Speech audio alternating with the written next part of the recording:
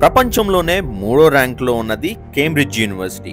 ఆ Cambridge university ఉన్న సిటీని, అలానే కేంబ్రిడ్జ్ యూనివర్సిటీలోని కొన్ని కాలేజెస్ని ఈరోజు ఎక్స్ప్లోర్ చేద్దాం. Let's explore Cambridge city virtually. Day 2 in Cambridge.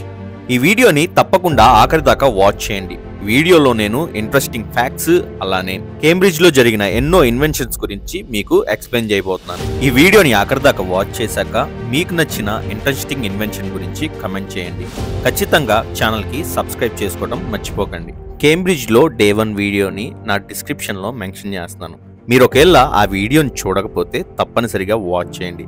దానిలో పంటింగ్ అండ్ కొన్ని ఇంపార్టెంట్ విషయాలను అయితే నేను మీతో పంచుకున్నాను.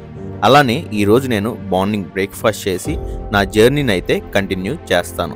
ప్రీమియర్ ఇన్లో అన్లిమిటెడ్ బ్రేక్ఫాస్ట్ అంటే ఇటు కాంటినెంటల్, అలానే ఇంగ్లీష్ ఫుల్ కుక్డ్ బ్రేక్ఫాస్ట్ కూడా ఇస్తారు. అయితే కుక్డ్ వచ్చేసరికి ఇవన్నీ చూస్తున్నారు కదా, ఇవన్నీ నేనేంటో మీకు చెప్తాను. అలానే ఇక్కడ సెరల్స్, జామ్స్, అలానే బ్రెడ్ టోస్ట్ చేసుకుని టోస్ట్ కూడా తీసుకోవచ్చు. వీటితో పాటుగా మనకి ఇక్కడ స్క్వాష్, అలానే ప్యాకెట్ జ్యూసెస్, ఫ్రూట్స్ అన్నీ అవైలబుల్గా ఉంటాయి. మనకి ఏది కావాలనుకుంటే అది తీసుకొని అన్లిమిటెడ్గా మనం తినొచ్చు, తాగొచ్చు. నాకు మార్నింగ్ కాఫీ తాగే అలవాటు ఉంది. నేనైతే ఒక కాఫీ చేసేసుకున్నాను ఫస్ట్ అన్నిటికన్నా ముందు. కాఫీ తాగిన తర్వాత ఫుల్ ఇంగ్లీష్ బ్రేక్ఫాస్ట్ సర్వ్ చేసుకున్నాను. ఫుల్ ఇంగ్లీష్ బ్రేక్ఫాస్ట్ వచ్చేసరికి ఒక బ్రెడ్ టోస్ట్ చేసుకుంటాం.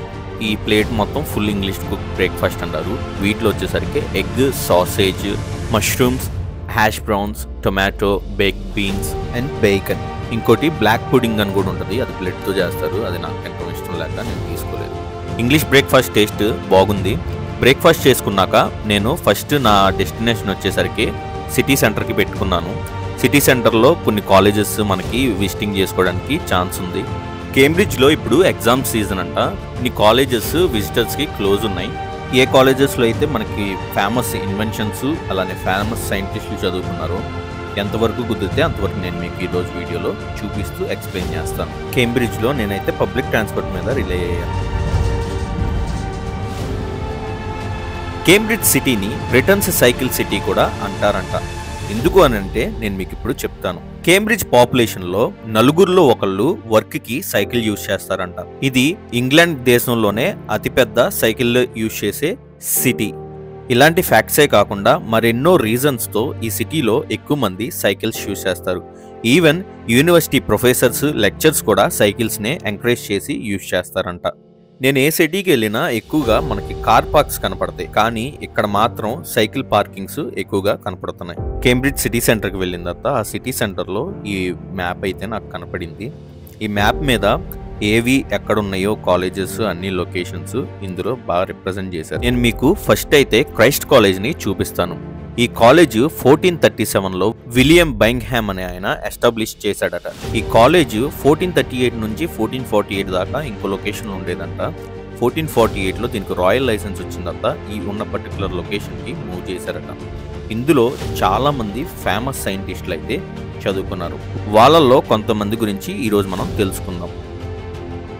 క్రైస్ట్ కాలేజ్లో చదువుకున్న ప్రఖ్యాత సైంటిస్ట్ చార్లెస్ డార్విన్.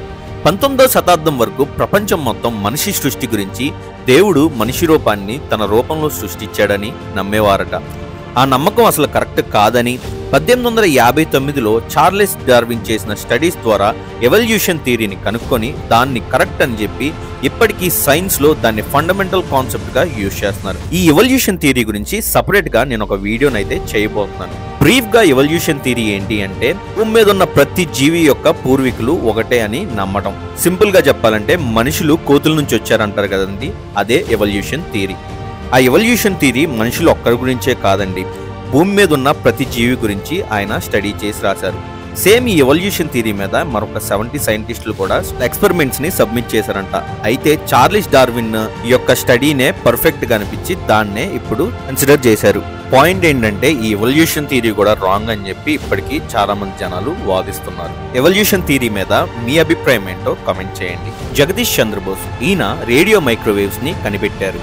ఇప్పుడు మనం ప్రస్తుతం యూజ్ చేస్తున్న వైఫైస్, అలానే వైర్లెస్ నెట్వర్క్స్ అన్నీ కూడా ఈయన కనిపెట్టిన థియరీ నుంచి యూజ్ చేస్తున్నారు. ఈ క్రైస్ట్ కాలేజ్ లో ఆయన మాన్యుమెంట్ ని మనం చూడొచ్చు.